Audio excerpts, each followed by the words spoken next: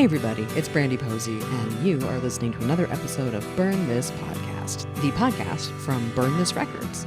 You're hearing from me, which means I've got another album coming your way right now. This one is from Sammy Anzer. The album is called A Kid from Queens. We did a split with Sammy last year with Edward Bell, and this year we have a full length, and it's really great. And I really have enjoyed getting to know Sammy over the last couple of years. He's awesome, and we have a lot in common, and this is kind of a nice, fun, deep, good conversation. It's heartwarming, and I really made my day to have it, and I hope it makes your day to listen to it. You can buy the album anywhere that albums are sold. At this point, you know where they are, right? Amazon, Bandcamp, iTunes, you get it. All right, on to the show. We don't need no water, let the motherfucker burn. This podcast. We got a cork board. You're a busy man. I see. Listen, a busy things are being crossed off, hopefully. God, that's the dream, right? Anytime you can check off a to-do list item is like... It does feel good, especially when it's like a little goal. The album's on there. Yeah. So in 2 weeks, I'm going to check that off. That's a big check. It feels good. Mm-hmm. There's like little checks are just like little breadcrumbs along the way, and they're nice. But when you get that big one... I'll cancel the rest of my day if I do that. I'm like, I did it. Yeah. I did something I wrote down 3 months ago. Exactly. I can't be stopped. Yeah, look at me go. Do you like get yourself like what is like a little reward that you do for yourself when you have like made something happen? You've tinted your fingers for the listener. I want everyone to know you're taking it seriously, and I love it. I believe in positive reinforcement for myself a lot. Yes. I'm constantly rewarding myself. I agree. I'm patting first of all, like literally and emotionally patting myself on the back. Like, what a good job you are. Mm-hmm. You're so smart. You're so cute. I say that all the time. Yeah. I walk around the house going, I'm smart, I'm cute, I can do things. And but what I'll actually do is like sometimes,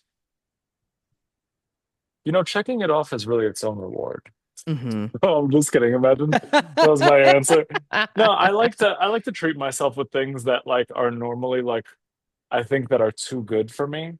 Mm-hmm. Like this is dumb, but like you ever see smoked salmon in like the supermarket? Oh yeah, no, totally. And it's in that section, and it's like upwards of $8. Mm-hmm. Sometimes I'll be like, today's a smoked salmon day. I get that. You're in like the smoked salmon fancy cheese section. My cheese is not in a bag. My cheese is wrapped a la carte. And do you ever like mm-hmm. You grow up and you think like it's almost like a section of the menu, like you just go, oh, that's not for people like me. Yes. And then you get older and then you make a little bit of money, hopefully, and you could theoretically afford the $8 salmon, mm-hmm. but you still just walk by it every single time. You go, that's for some guy who's on a boat or something. That's not for street kids like me. 100%. I mean, like I feel this way about clothes a lot of the time, where I know every once in a while I'm like, you could buy like a $200 pair of jeans. Yeah. But I know the right like $40 ones, and they're just as good. Like I'm also like anti-brand name personally. I get very like people get very tied up in all of that stuff. Like I hate anything anything that has like the name on it. I want to rip it off. I cover it up with a sticker. If it's like that, I'm not advertising. You want me to do your advertising for you? Get out of here. Thank you. Exactly. You should pay me to wear it. Exactly. Sponsor me, and then we can have a conversation. Yeah. Until then, brought to you by my own streets, shit. Right? Here's the thing. I cover up my own. I cover up logos with my own logos on everything. That's what I'm talking about. That's it. That's what I'm talking about. Exactly. No, I feel that. I feel that very much. Yeah. There's like rich people stuff that I'm like, it's not even rich. It's just like, that's not what we got. Like I like, there's a lot of stuff that like, I didn't like. Charcuterie just sounds expensive. And like, I'm always like, ooh, it's a treat, but it's like, it's a Lunchable, really. Yeah. But then we end up barring ourselves from access to those things. Yes. And like, there are certain, like, we're not like smarter, you know what I mean? Like there's this idea of like, if you've ever like, I don't know, like worked on your feet a bunch, and it's like, you buy these $40 shoes and you end up buying 5 pairs over the course of like, you know, whatever it is, like 3 years when you could have bought one pair of $200 shoes that would last, you know, Forever. triple the amount of time. Yeah. No, yeah, it's like I try to think about that because my initial reaction is to go the cheaper route, but then it's like, no, quality does matter, especially now because I think stuff has gotten so cheap looking. Like I'm always like I look at the material of stuff a lot now to see is You're just this. in the store ripping it and shit. Look It's at got that, to it could see break how so does this. easy. Yeah, yeah, exactly. Does this feel real or is this going to be part of the silverware set in my brain? I need to know. Yeah. What are you So contributing what to? will get you to crack and actually get the $200 jeans or whatever it is? Is it for you like it's a goal like me, or is it like something like what has to happen in your life? I mean, it can be a goal, or if it's like I have like a payday of some come coming in, I'm like I do have like a list of I keep a note on my phone of it's present ideas and it's for different people, but also for me. And my Ah, present list, because I'm like, well, I gotta buy myself some presents sometimes. My present yeah. list includes that kind of stuff that I'm like, this is really good, it's expensive. I'm good with like the other versions are just as good. That's fine. But if I've made a little extra cash and I'm like, I actually do want that, then I put it on that list and I look at it. You know. That's smart. I also realize that I do that too. But like, let's say it's something I'm on like the precipice of getting, right? Like, let's say Hmm. I need new winter boots for the Hmm. snow or something. And then I'm like, okay, I'm gonna buy them. But if I just buy them, then it just becomes a thing to be done. But if it's Yes. something like, hey, after the album is released, I'm gonna Hmm. buy the winter boots, then I feel Yeah. good. So I get there and I'm like, I earned these boots. And then they're tied to a memory too, where it's like, these are my Yeah. second album boots. Very, very much so. I feel that way. I like to buy stuff on the road a lot, because then it's like tied to a good show or like a festival or something. Hmm. Like I just got a pair of shoes that I really liked in Bloomington, Indiana, Indiana. Yeah, right? exactly. Also, the tax is usually cheaper in other places. Oh yeah, you're right. Yeah, yeah. So Yeah. that's a And then big every time thing. you use the thing, there's like a slight recollection of it. Like, you know what I mean? Hmm. Like I have these like socks I bought when I was traveling. And Hmm. they're like literally like $2 socks, probably from like Thailand. But every Yeah, time I put them on, I think of like the yeah. socks from Thailand. And I'm like, oh yeah, that's cool. The socks I'm currently wearing are from Granby, Colorado, where I was just out a few weeks ago. We went up to, do you know about Granby, Colorado? Do you know about the I was Kill? about to say I've never even like I don't think I've heard of it. It's like an hour and a half into the mountains from Denver, but there's this thing that happened in the early 2000s.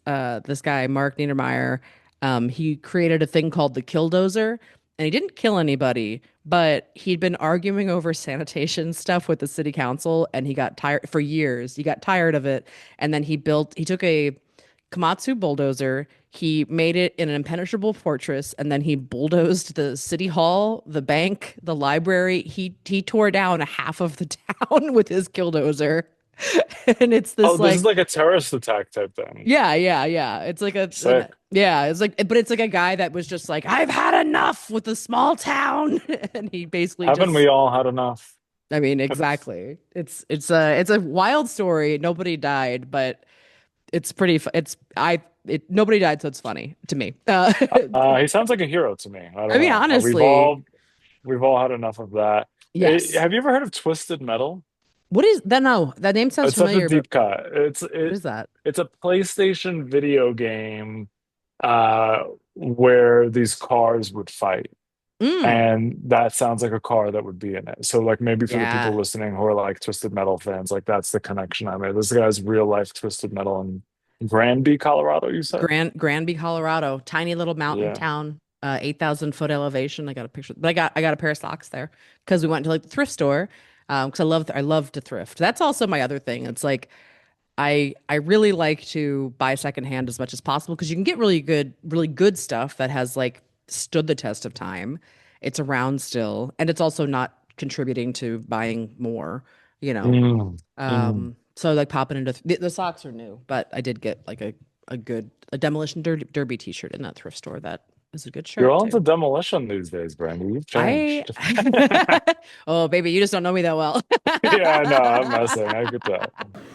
But you guys, I'm not just rich in love anymore. I'm actually rich. Did you just laugh at me?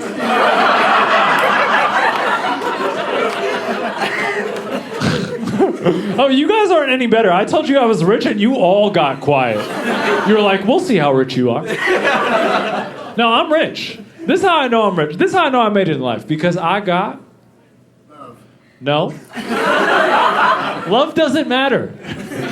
This is actual wealth. This is how I know I'm rich. Because I got a silver refrigerator. Now what? Thank you guys over. You know what I'm talking about. You know what I'm talking about. Yes, you guys over here not impressed. What's it gonna take? Do you not know how? You know, I started at the bottom level refrigerator, tapioca. You know the one that used to be white? It's like yellowish. It has a wooden handle from when we thought wood was fancy to put on appliances. Then next level of refrigerator is white refrigerator, and that means you are right. You're all right.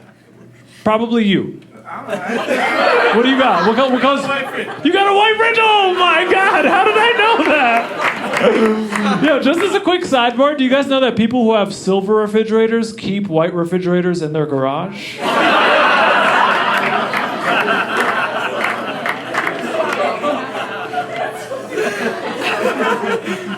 But yo, on my silver fridge, I got the ice thing.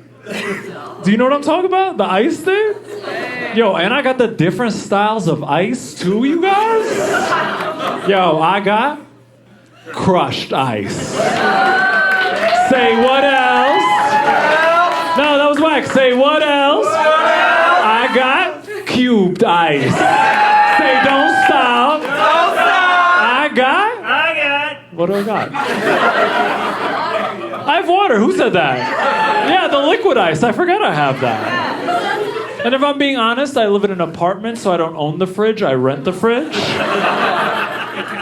It still counts. Yes. Thank you, bro. You're going to get the silver one day. I know it.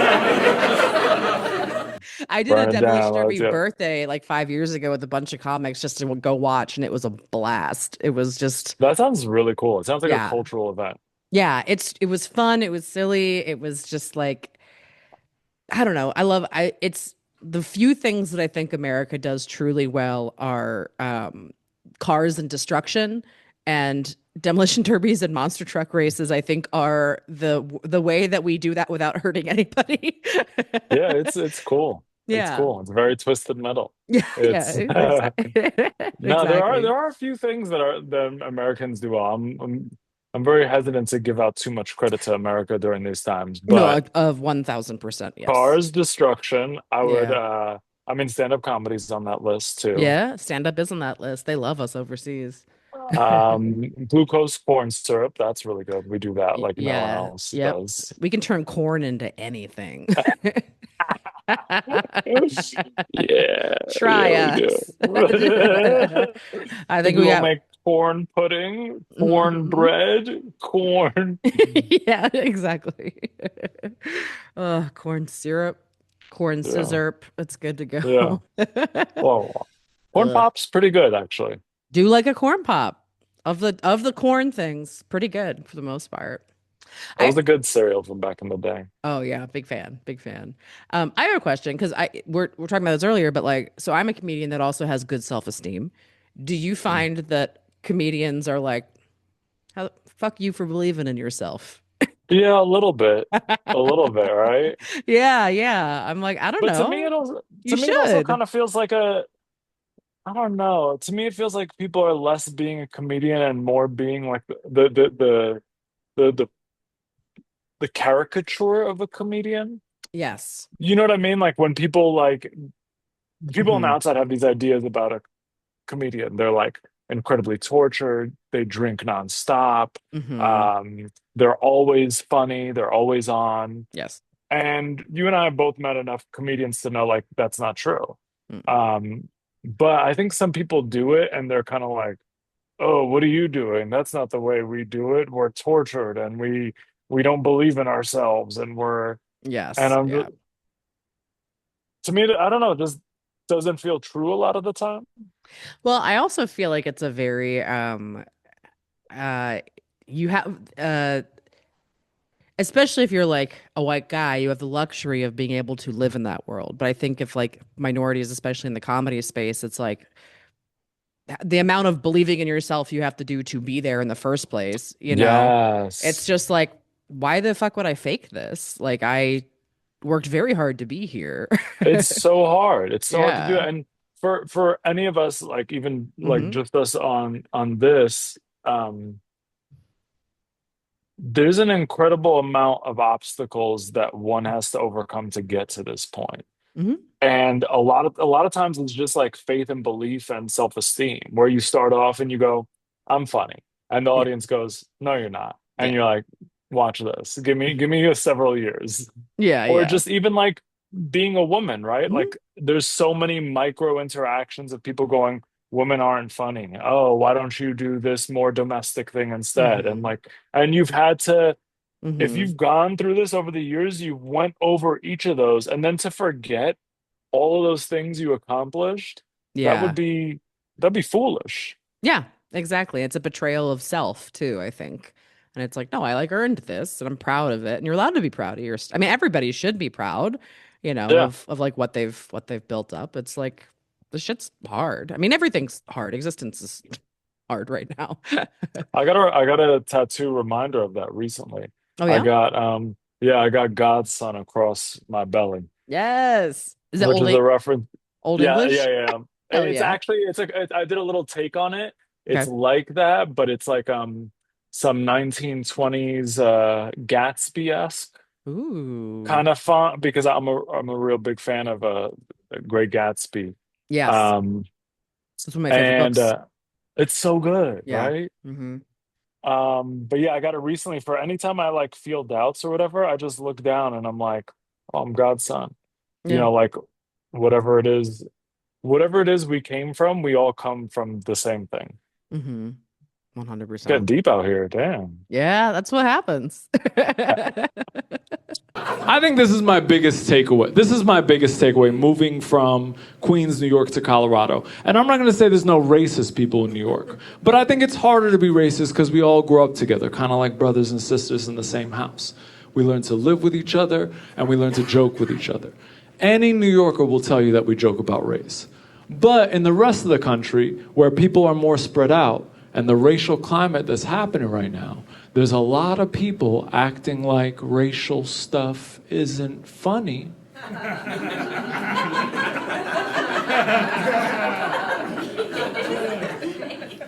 When you guys know there's stuff that's funny. There's racial stuff that's funny. Yo, when I was back home, I texted my brown friend at 7:11 in the morning. And I was like, haha. It's your favorite time, man. And he was like, for the last time, bro, I'm Arab, not Indian, okay? So I texted him back exactly 2 hours later.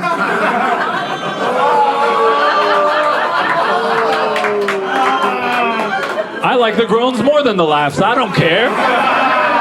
He's my friend. I'll tell him what I want. I was like, it's your favorite time, man. You know what you did. There's racial stuff that's funny. Have you guys ever heard Japanese people say black people? They say, buraku people. That's funny. Have you ever heard what black people call Japanese people? They call them Chinese people.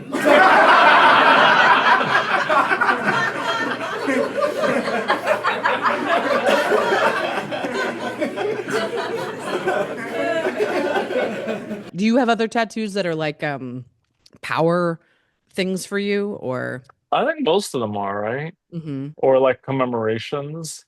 Um, Most of them, my friends joke that they're either anime or literature. That's what like most of my tattoos are. yeah. Um, my favorite book is Siddhartha by Herman Hesse, Hmm. and I have that tattooed on me. I just sent this to a friend, John Steinbeck's East of Eden. I have a tattoo of that as well. Nice. And it's also a belief thing. There's this part in the book where he talks about this Hebrew word timshel, Hmm. and it's a bunch of Chinese scholars discussing a translation of the Bible.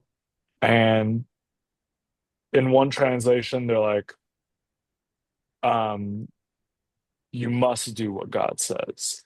Hmm. And another one is like, um, the other translation they're saying is that you may. Mm.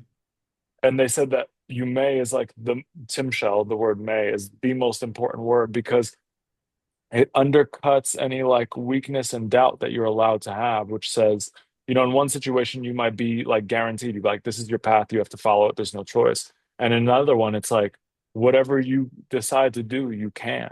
And I'm Hmm. like, oh shit, that's like a superpower. Yeah. So I got it tattooed on my chest. Nice. Hell yeah. I love that. What font is that in? It's kind of like graffiti-ish. It's kind of Oh, like cool. graffiti-ish. Hell Yeah. yeah. I love I that. would show, but I guess the listeners wouldn't see it. No, no. They should just Follow Sammy on Instagram. I imagine there's some pics of this on there. there's some pics of it. Listen, send me a message. I'll solicit shirtless pics. If it's for the views. Yeah, absolutely. Hey, look, buy a copy of the album. Sammy will send you some pics. That's right. I don't That's want to put right. words in your mouth, but I'm just No, saying. yes. It's like a grassroots OnlyFans that I'm kind of doing. Cut out It's the like middleman. a deluxe edition. Yeah, exactly. Mhm. I love that. So this was recorded in Boulder, Colorado, at our old friend, the Hotel Boulderado. That's right. Yeah, hell yeah. Historic, license number one. Do you still how close are these jokes still to you? Like, are you You, still working them or? that's a good question. I was just talking about this recently. It's gotten to the point where like I think I'll do them if I'm like on the road, Mhm. like on a doing a longer set, like something like that. Yeah. But it starts to feel like, and I don't know if you felt like this recently too, but just for me, like I'm getting to this point where it feels like another comedian made those jokes. And Yes. now the last five like kind of like jokes or pieces that I come out with are like so different from that stuff Hmm. where I feel like a sharp difference for who I am now as a comedian and my voice. Yeah.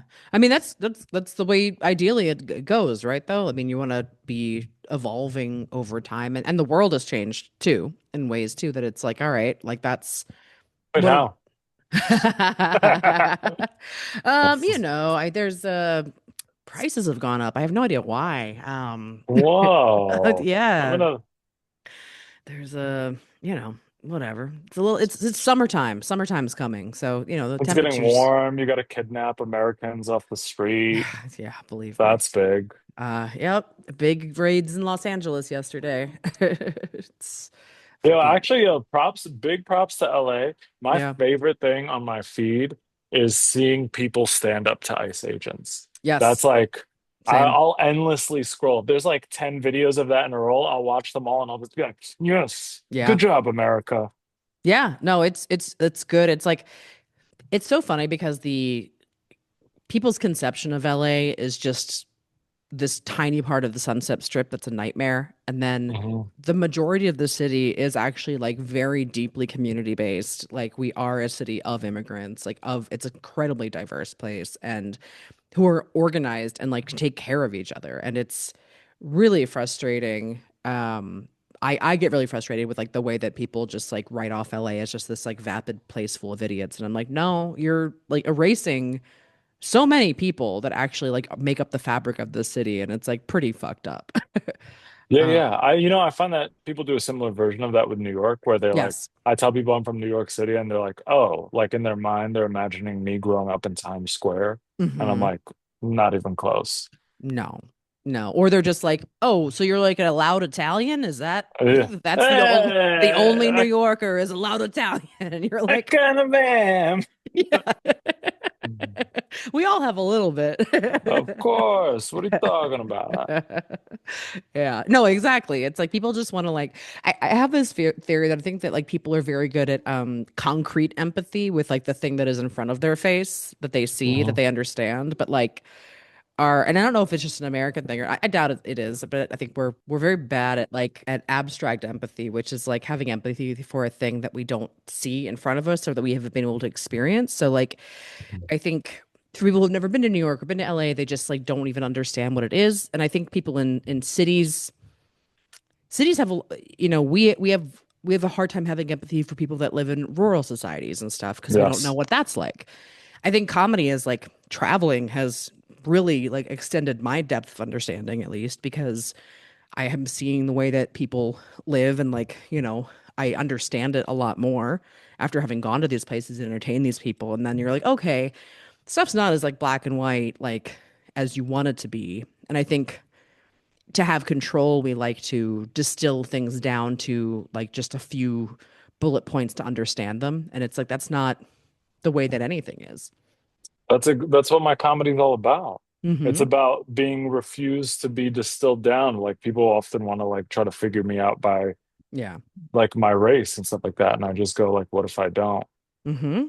Yeah. But it's so true. I think the two antidotes for like ignorance and more empathy is traveling and reading. Yes. And Americans don't do a ton of both. No. But if you yeah, it's true. Like my friends who grew up in New York City, they'll empathize with any immigrant anywhere. But then I tell them I'm doing a show in like Mhm. Ohio, and they're like, "Yo, Yeah. be careful out there," or Hmm. like, you know what I mean? I mean, Yeah. parts of Ohio for sure. No, yeah, for sure. For sure. But even still, it's like, I mean, I remember I did a show. When was this? This was probably spring 2017. So Trump's like first term or whatever, in like rural Pennsylvania. And these comics threw it for me. They were great, but it was like a truck warehouse, but like one of like the bays had been turned into this like music venue that a lot of kids bands played at in the area. Like that's the what the venue was. That's And it cool. was yeah, it was so this whole big truck loading dock thing was owned by this retired couple who had a Trump flag up, but they owned this place and they turned that one bay into this like um after school center for kids basically who like to hey come practice your bands do all this stuff because in that area like fentanyl was destroying families and all these kids were getting addicted to it and they used part of their retirement to be like I'm gonna do this for not get anything back for it, but this is where I'll put my money because I like want to be able to help my community and these kids and stuff. And like, there's a ton we disagree on, but I was like, I mean, you're stepping up and you're like helping your community, and I have to respect part of that at the very least. Yeah, Like that for sure. you're doing something that like you've been left behind in this area and like your state like local government stuff is not helping and Yeah. you talk to enough people in those kind of situations and you're like yeah like that's the best even though I disagree with you on so much there is still like the best part of you is still that person. That's what I mean. I didn't realize this till I was like much older, but like that's what studying the humanities is in college. It's Yeah. like, what are the things that like unite us all? Everyone has a fear. Hmm. Everyone has moments where they're proud of themselves.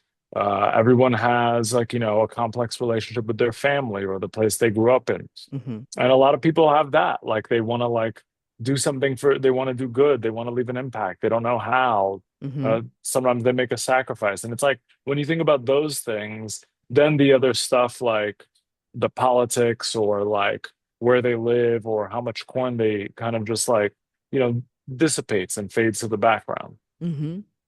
Yeah, well, and it's like we do live in this like society that's very intent on disempowering us from finding that too. Like it Hmm. wants us to be, I mean, we're taught to be afraid of each other in a million different ways. Very fear-based country.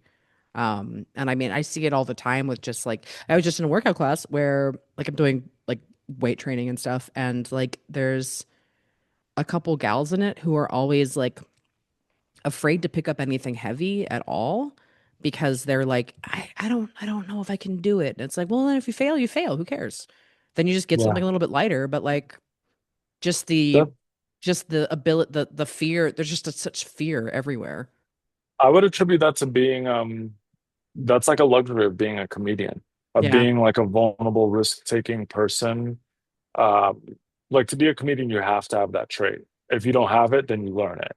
Mhm. And then once you have it, like there's a willingness to fail. And just like a lot of people are so fearful and they're not willing to fail and they're not willing to try or make fools of themselves. But like we Mhm. have both understood like that's the way you grow. Yeah. And that's the only way to do it.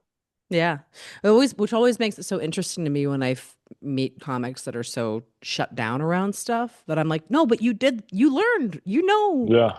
that Yeah, transfer it. yeah, Yeah, right. transfer it Like, to other things. I promise. Like, yeah, look how powerful you are that you've been able to do this thing. Like, come on. that's that's what I'm saying. But they Yes. want us to forget that. I mean, the society wants you Yeah. to forget that. Your Mm-hmm. peers who might be intimidated want you to forget that. Mm-hmm. But listen, whatever it is, you came from the source. Yeah, You know what absolutely. I'm saying? You know what God's I'm son. saying? Right, God's right, son. right. All of us, all of us. Exactly. Absolutely. Man, Yeah, I really believe in that. And I want people to, I don't know if this just so happened like randomly that we stumbled upon this conversation, but like this is my core belief. yeah. I want everyone, not even just comedians, to realize how incredibly powerful and capable they are and how small our differences are. Mm-hmm. That's my dream. That's what my comedy's about. Like all of it is like hinting at that and like trying Yeah. to find other ways to say it. And it's like I always think this. I overcame a lot to get where I am today. And I believe in myself. And there's no reason why I would believe in me and not believe in you. Yeah. We're the same. Yeah. It doesn't take anything away from me to believe in you either. Like it's like I'm not addicted to this fear-based, scarcity-based mentality. I'm just not going to do that. It's Mm-mm. not at all. It's not a way I ever want to live. Because you Because if see, I can yeah. do it, Hmm. you can do it too. Like I know that like I didn't think of myself as like, smart or like, I don't know, capable or whatever those things are like growing up. But I'm like, if I could start to figure it out a little bit, Hmm. you can too, baby. And I thought if I didn't tell people my race, that they would have to get to know me for who I was. They wouldn't be able to judge me. And a beautiful thing happens. Wherever I go, people treat me like I'm one of them. I walked into the gas station here, and the guy was like, Habibi, take water. Take whatever you want. But they speak Arabic. Huh? Speak Arabic. Speak Arabic. Like I'm just being coy with him or something. Like, oh, no Arabic. Not right now. It's too cold for Arabic. The best thing about looking this way is that all racist people hate me. But they don't know why they hate me. Like when I was in Tennessee, I bumped into this guy, and as soon as I bumped into him, he goes, "Hey, watch where you're going, you goddamn..."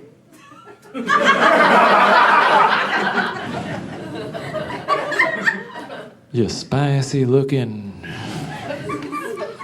Jew? Hey, listen here, Turkish Montana. What's your name anyway? Mohammed Rodriguez? I was racially exhausting this man. And I saw it in his eyes. His eyes were going, teach me how to hate you. What's crazy is that sometimes people don't respect my choice not to tell people my ethnicity. They treat me like I'm a game meant to be figured out. Like I walked to the bathroom one time after a show, and a guy goes, Cuban and Algerian. I was like, yo, my man, did you just racial catcall me? What did you think was gonna happen if you got it right? I was gonna give you 3 wishes? He for real said it like I was a Pokemon he discovered right there. Cuban Charmander, boom, got you. I walked up to him, I was like, I belong to you now. You could train me to fight other mixed dudes outside.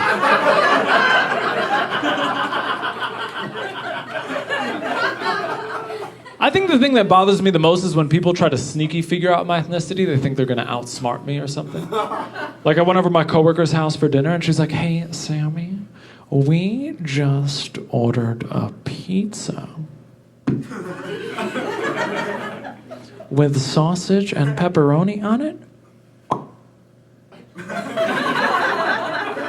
Can your people eat that? Hey, Sammy, before we have the sausage and pepperoni pizza, we're gonna say grace. When you're thinking about God,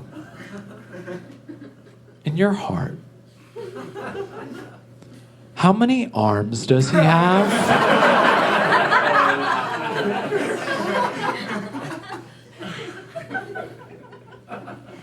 And I don't know if you guys know this, but if you go out to fill out an employment form or you fill out the census or almost any form like that, they only give you 6 check boxes for what your race can be.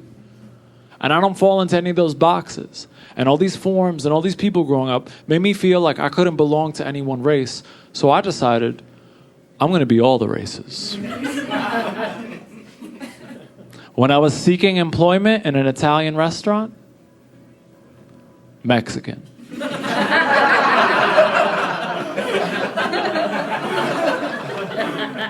When I opened my first small business, African American. Woman.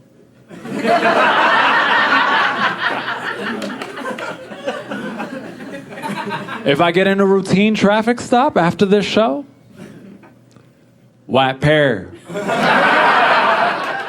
You talk a lot about like your friends growing up and stuff on the album. Are you like the funny one in your friend group? Or are you like the quiet like one sniper? Or like because it sounds like they're so funny. I bet you they're all hilarious. All my friends are so funny. Yeah. And every chance they get, like when I come back to town and I do shows in New York, like I recently did the Apollo. All my boys came out to the show, the same guys I grew up with since elementary school. Aw. Instead of the show, at the end of the show, they were like, "Yo, instead of flowers, we brought you Wonder Bread and peanut butter, your favorite, because this is what there was a time where that's all I could eat, and that's all I had." Aw. And they're like, "This is the last time that you're gonna have this." But all these dudes are so funny. Yeah. And they're always like, "Oh, the comedians here, the comedians." Every time they see something funny, they'll like dunk and they'll be like, "See, you should do that." Like Of they're course. like professional funny guys, but like all of them, I mean, they're not professional funny guys, but they're like, like welders and like stuff like that. Totally. But it's cool to see. And I feel like as I've become a comedian, I've been less funny around them. Yeah. Yes. Because I'm just like watching the show. I'm like letting them talk, letting them be funny, and like it's like a connection to like those 15-year-old memories where I just like imagine us all like roasting each other or joking on each other or just saying the stupidest stuff. Oh, I love that. God, doing the Apollo must have been like a real like full circle moment for you. That's awesome. It was so cool. It was so cool. Had you ever And then seen you just go back to doing bars on a Monday. Yep. With 6 That's people in them. the best part about comedy is I think, well, there's a lot of great parts, but I love the humbling that comedy will give you after a big pop like that, where you're like, thank you for that. I got to have this moment, but thanks for dragging me immediately back to reality. Comedy has taught me so much contentment. It's been like so zen about it because I did the Apollo and it was cool, but it kind of like for the most part, I'm like chilling right here. I'm like, I'm cruising through contentment because I realize that sometimes you'll get a big thing and then there'll be a bomb after it. And then after every bomb, there's like a great set.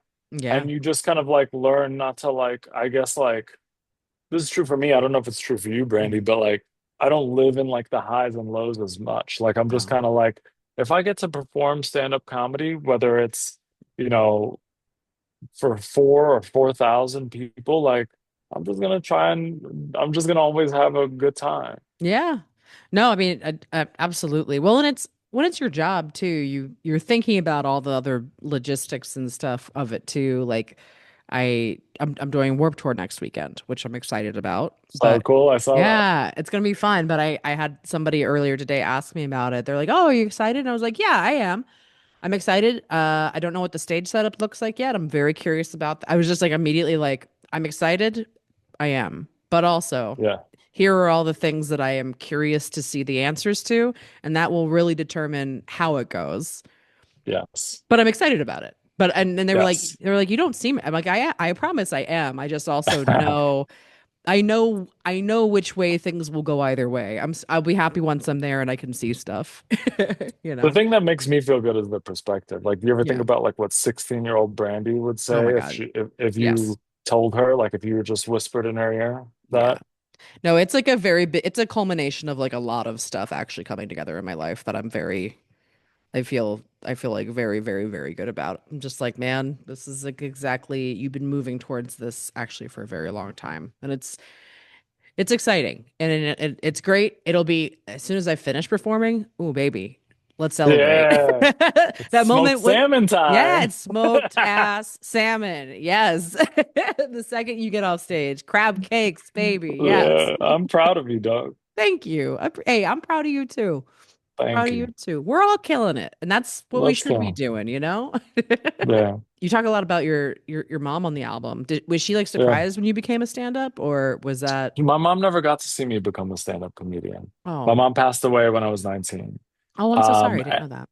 it's okay. Yeah. But she would be so, so, so proud. And Yeah. when I was performing the Apollo, I kind of like broke script and I said that like my mom never got to see me become a comedian. She never got to see me graduate college. Hmm. A lot of things like that. Especially like, you know, like just growing up with a single mother, it felt like Hmm. she used to put us to bed at like, you know, 8 and she would turn off all the lights and fold laundry in the dark with the TV when we were kids. And I would hear her laughing. Oh. And I remember one time I snuck out. I must have been like, you know, 5 years old or something like that. Hmm. And like I on my hands and knees, I kind of like crawled to see what she was doing, and I snuck Hmm. around into under the kitchen table, and I watched her like just cracking up, folding laundry, Oh. and she was watching stand-up comedy, Mm. and I was like, "Oh, are you watching a joke show?" And ever since then, it was like a thread. You know what I mean? Yeah. Like for Hmm. me, then getting old, like getting to be a teenager, and then getting to like fold laundry with her, and like Hmm. we all watched stand-up comedy. That was like a big moment, but Oh. um, no, she never got to see it. But in a certain way, I know she sees it. No, I 100% feel that. I get that. My mom passed away 11 years ago, so I Yeah, understand, to a degree, but yeah, yeah. I feel that too, where you're like you you keep people alive in however you want, you know. And that's it. Like when you say the joke, I don't know if you have Hmm. any jokes about I like your do. mom or family too. Yeah, it's like Hmm. Hmm.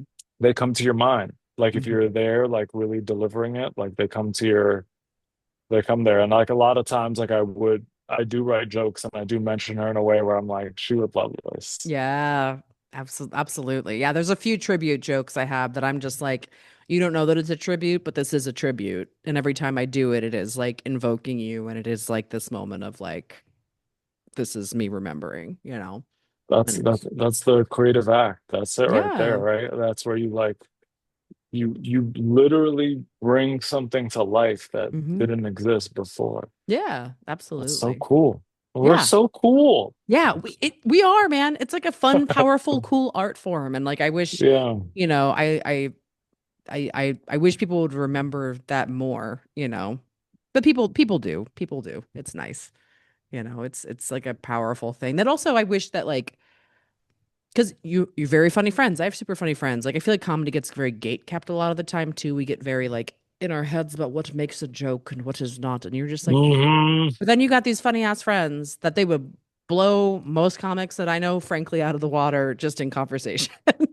yes, They just don't want to make it a yes, job, and that's okay. It's yeah. fantastic to not have done that. It takes all kinds, and it's one of the oldest, most ancient ways is like communicating to each other. It's just like talking, sharing stories, and like it's. I feel like part of a tradition of that more so than like being like you know, a brand and a job. I'm like, no, you're part of a Yeah, tradition of like, this yeah. is the court jesters, like people around fires. Like, this is a way that people have always That's been. that's my biggest motivation for comedy is that like, you know, I had these moments growing up with my friends where we're all just joking with each other, telling stories, and I had the kind of foresight to Hmm. like have this moment where I moved out of New York, um, and I kind of started to feel that these moments of just like hanging out, cracking jokes all night were gonna go away, Hmm. and I wanted to have those moments like live forever. Yeah. So I became a comedian to try to like treat the audience like they're the Hmm. seventh friend in the group. where we're Yeah. all just like chilling in the basement, cracking jokes, and I'm like, yo, you're not gonna believe what happened last night, right? So Yes. check this out. And that's what I want, and that's always what like keeps me going too. When we were growing up, my mom used to tell us that we were rich in love. Sounds like we were poor, right? Sounds like something poor people say so they could feel better about themselves. I realize if you grew up rich in love, there are certain behaviors that are hard to change. Like, you can't throw away a fancy package. I was cleaning my house, and I found that white box that the iPhone comes in. And I was like, oh, I don't need this anymore. Oh, hold up, that's a nice box. It would be a shame to get rid of a box this nice, right? You ever try to find a use for it because you can't emotionally part with the box? You're like, oh, we can sit it down over there. Put the ketchup packets we steal. Put them in there. Guys, I'm going to go one level poorer and see who's still with me. You guys ever buy a disposable razor and never dispose of it? I saw my friend use it once and throw it out. I was like, what are you doing? You could use that 8 to 20 more times. One level poor? I'm going to keep going till it's me and 4 really poor people that we could all identify. One level poor? You ever judge someone's whole life? You judge their whole life and how they were raised based on how much chicken they leave on the bone? Right? You got them figured out. You saw that they left all... You're like, oh, he was raised wrong. Look at that. You guys ever... You ever been so rich in love that you have to explain something about your bathroom before people use it? She's pointing out her friend. She's like, girl, that's you. She's got a messed up bathroom. You know, you come in her house, you're like, oh, you want to use the bathroom? Hold up. Here come some instructions, okay? Listen, the hot water and the cold water are switched, okay? If you're going to do number 2, you got to hold it down the whole time, all right? Actually, flush it twice if you're going to do number 2. Wait, you're not doing number 2 in my house, are you? Don't use the Dove soap, by the way. That's my mom's soap. And the door doesn't close all the way, so you got to use your foot. Well, you guys can hear the whole album. It's absolutely amazing. It's called A Kid from Queens. Sammy Anzer, you're the best. I really enjoyed getting to know you over the last couple of years. I want you to know that. I find you delightful. You're great. Thank you, Brandie. Where can everyone find you online and like all the stuff? Listen, I'm on the internet at Bad Boy Anzer. Mhm. All right. It's got not a a good bad time to be a boy. bad boy. It's not a good time to be a bad boy. I'm gonna be honest with you, buddy. But that's why I have to do it because I'm a Yes. bad boy. Someone needs to speak up for the bad boys. You can be a That's good bad boy. It's important to that's take it right. back. That's right. Yeah, find me on the internet at Bad Boy Anzer. There's all my clips, all my show dates, all that type of stuff. And last big plug is my web series, Comedians Talk Art. If you're like a thoughtful person, if you wanted to like get into art, if you like this kind of conversation, I take comedians to art museums to learn and joke about art, to break down barriers using humor of access to art, and ultimately show that art and deep thoughts are for everyone. Hell yeah. Awesome. Well, check out all of Sammy's stuff. The album is A Kid from Queens. It's available right now for purchase. It'll be streaming everywhere on Friday. All right, everybody. We'll talk to you next time.